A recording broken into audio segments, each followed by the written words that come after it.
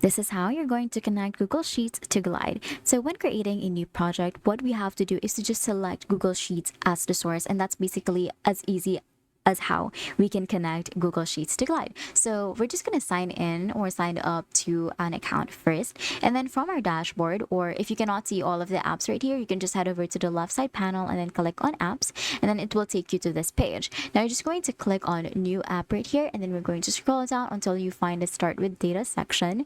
We're going to click on Google Sheets and then we're going to click on continue. Now from here, we're just going to authorize, or we're going to log into our Google account, and then we're going to authorize it to be connected to Glide. We're going to make sure that we grant permission of everything that we need to share.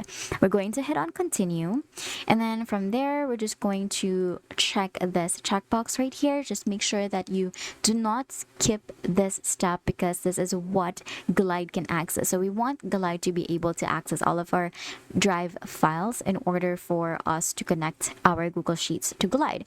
Now after that, we're just going to select what we want to import. So for example, we want to just select this one. We're going to click on select, and then this will be imported into our new app. So all of the data from this sheet we will be able to see it in our app. So as you can see, everything has been imported, and it's it. That is how you can connect Google Sheets to Glide. If this video helped you, please don't forget to like the video and subscribe to the channel for more videos like this.